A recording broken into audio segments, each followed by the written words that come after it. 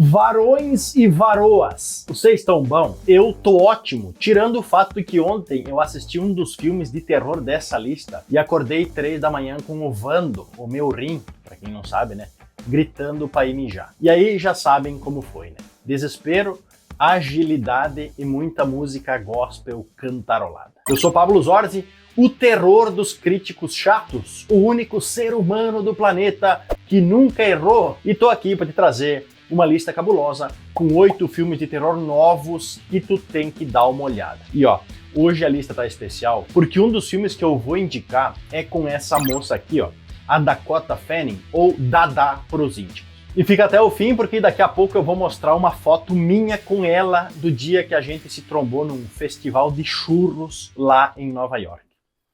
Vem.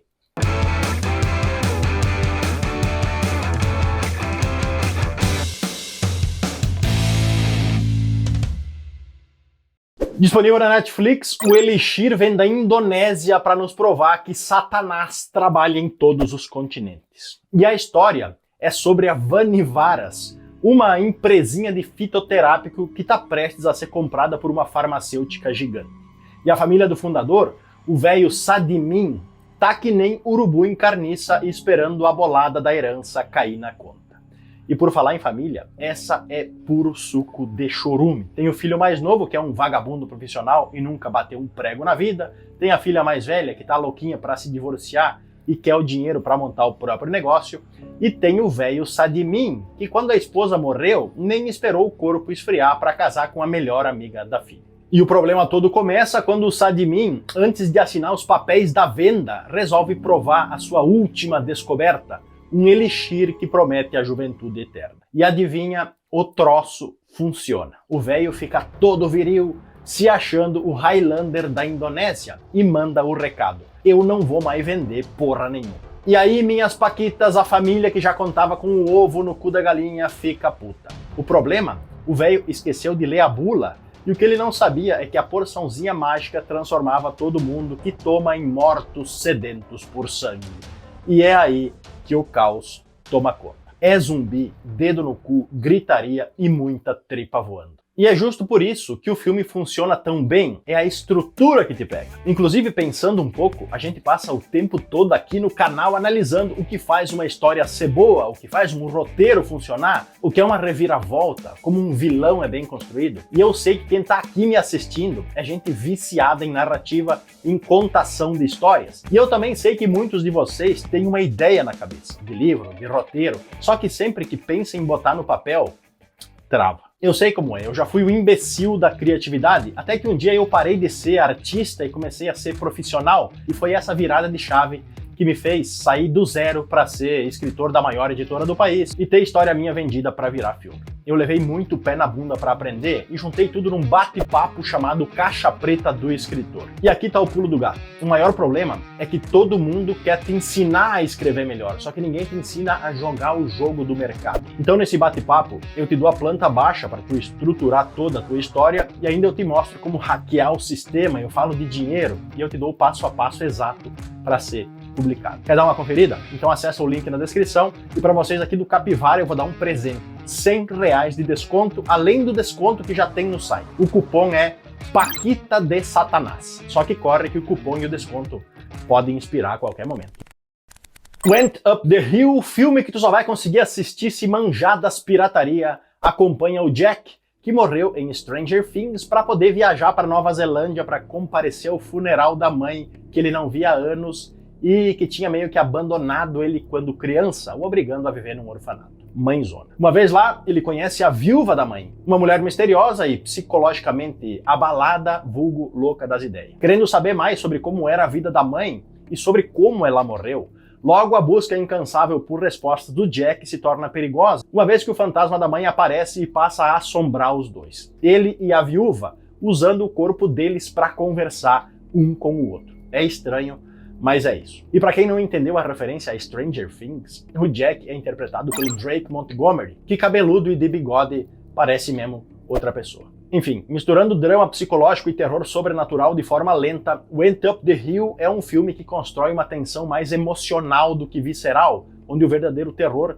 Tá mais na culpa, no abandono e nos laços quebrados entre a mãe e o filho do que no fantasma em si. É aqueles filmes lentos que a maioria acha um porre, mas que só acha um porre porque tá acostumado com a nova geração TikTok, onde tudo tem que acontecer em 8 segundos, senão a atenção do cidadão vai pra cucuia. Vale o play. Com a minha best Dakota Fanning no elenco, Presente Maldito tem premissa manjada e acompanha a Polly, que certa noite do Neida recebe em casa uma véia estranhona que depois de dar uma desculpa esfarrapada para entrar, presenteia a pobre moça com uma caixa junto de uma instrução simples. A Polly precisa colocar 3 coisas dentro. Algo que ela precisa, algo que odeia e algo que ama. E aí já dá para imaginar, segura na mão de Deus, porque o capiroto vem aí. Para completar a tragédia, a véia informa que caso a Polly não atenda todos os desejos do objeto, ela vai comer capim pela raiz, vulgo vai morrer. E é lógico que a senhorinha dá no pé depois de entregar a caixa, deixando o problema para a mais nova proprietária do troço. E a partir daqui, começa a capirotice, porque a caixa até promete realizar 3 desejos da Polly, mas não sem antes assombrar a coitada com seus maiores medos. Misto de thriller psicológico com horror gore, utilizando ainda alguns jumpscares de molhar a cueca, Presente Maldito até que segura bem o interesse do espectador até a metade, se perdendo um pouco do meio pro fim. Ainda assim, o terror psicológico é bem construído, a ponto de valer a pena dar uma olhada. Disponível na Paramount Plus, embora tenha esses probleminhas que fazem gente chata achar ruim, o filme se destaca em parte pela atuação da Dakota Fanning, que é uma atriz pica e carrega o filme nas costas. Eu assisti, achei legalzinho e até hoje me pergunto, se fosse eu, o que é que eu ia colocar na caixa? Algo que eu preciso, dinheiro, algo que eu odeio, trabalhar e algo que eu amo, vocês. Coitados, se eles soubessem que eu tô aqui só por dinheiro, iam me cancelar. Diced Reloaded é uma versão expandida de um filme de baixo orçamento, ou seja, os caras pegaram a desgraça original, injetaram mais dinheiro, provavelmente uns R$500, um pastel e uma coca, e fizeram o Reloaded, com mais carnificina. E a história é a pura poesia do terror clichê. Seattle, noite de Halloween, ano de 86. O nosso vilão é o Benny, um assassino em série que, óbvio, escapa de um manicômio, veste uma máscara de espantalho e transforma a noite de Halloween num pesadelo sangrento. Mas como todo bom vilão de slasher, ele fica fixado numa jovenzinha específica. Mais do mesmo, só que um pouquinho diferente. Diced Reloaded não tem vergonha de ser exagerado. Além de que aqui não tem aquele CGI porco, é efeito prático mesmo, é pedaço de intestino sendo usado de cachecol, é sangue jorrando que nem hidrante, é um filme feito pra gente que é meio biruta e gosta de ver carnificina. Pena que pra assistir vai ter que...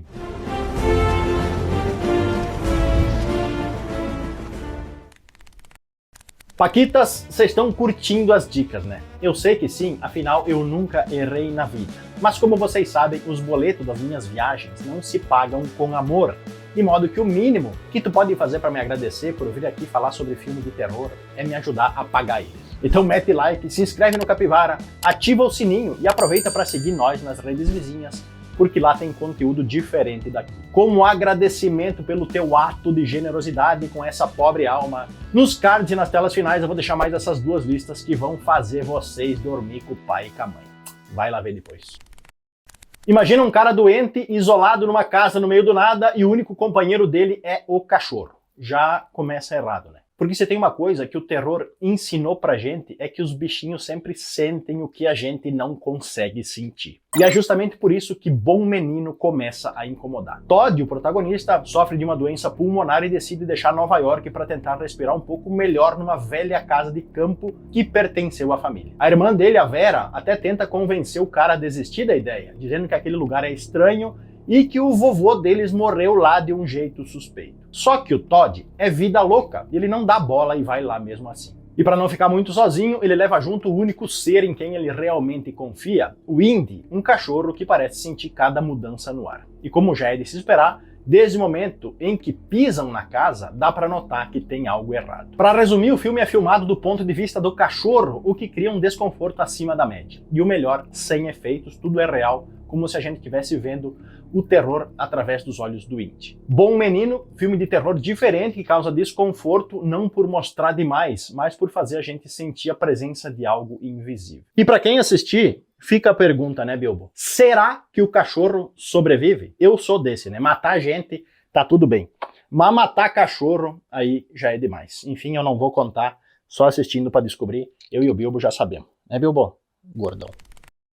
A pérola sobre a qual eu vou falar agora é Jimmy and Stings, um terror diferentão, onde a gente vai conhecer o Jimmy, um cineasta desempregado que, descontente com a vida, cai nos braços da marvada num porre alcoólico com adição de ilícitos que já dura dias.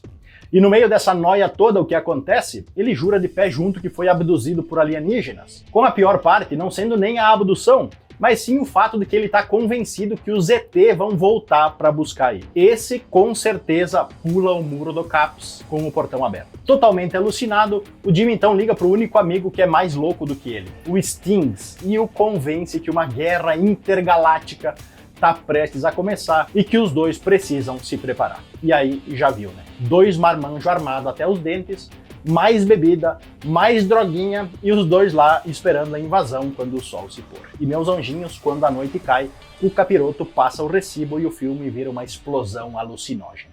É ET, é noia, é cachaça e é carnificina pra todo lado. E ó, eu vou ser sincero com vocês aqui porque vocês sabem que eu sou um boca aberta e não um crítico. O diretor do filme é o Joey Begos, que também faz o papel de Jimmy. E o cara claramente assistiu muito A Morte do Demônio e Fome Animal e pensou, quer saber, eu vou fazer igual, só que com mais Rivotril. Jimmy and Stings, anota aí o tipo de filme que o crítico especializado odeia e que eu adoro indicar porque eu sei das coisas.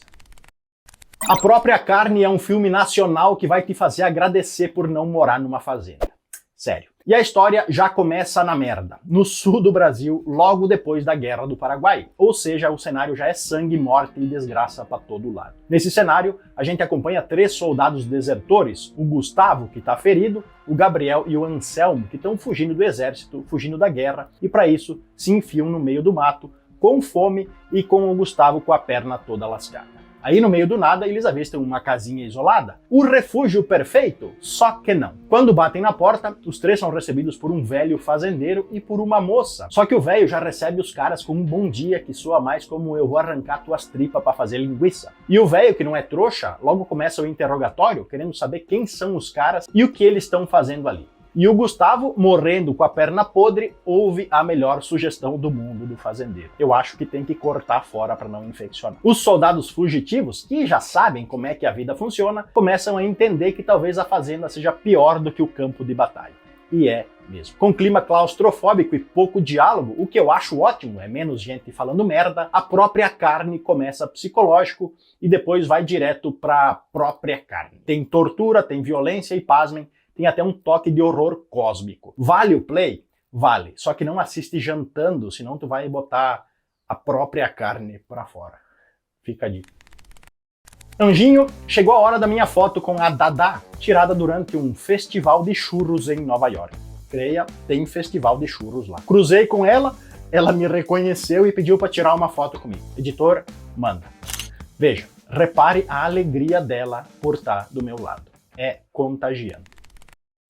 A história de Telagaçuriran, ou seja lá diabos como se pronuncia isso, é a seguinte. Estamos num daqueles vilarejos isolados onde o Judas perdeu as botas e o sinal de internet nunca nem chegou. A pequena Suriran, uma garotinha de 10 anos, desaparece. Aí já sabe, né? A comunidade de cidadãos de bem, que não tá aí pra porra nenhuma, entra em pânico. E a merda fica séria de verdade quando o corpo da menina é encontrado afogado no poço da vila. E aí o que acontece, como em todo bom lugar pequeno, boato, começa o disse-me-disse de que aquilo foi um sacrifício demoníaco feito pela esquisitona da vila, uma mulher muda chamada Maimon. Aí os anjinhos de Deus da vila não perdem tempo, pegam a coitada, prendem e decidem fazer justiça sem saber que ao fazer isso, o fantasma da Suriran, a guriazinha desaparecida, começa a assombrar a vila. Sim, o espírito da guria volta puto tocando o terror, fazendo o vizinho se virar contra vizinho. E como o xerife local provavelmente não sabe lidar com a assombração,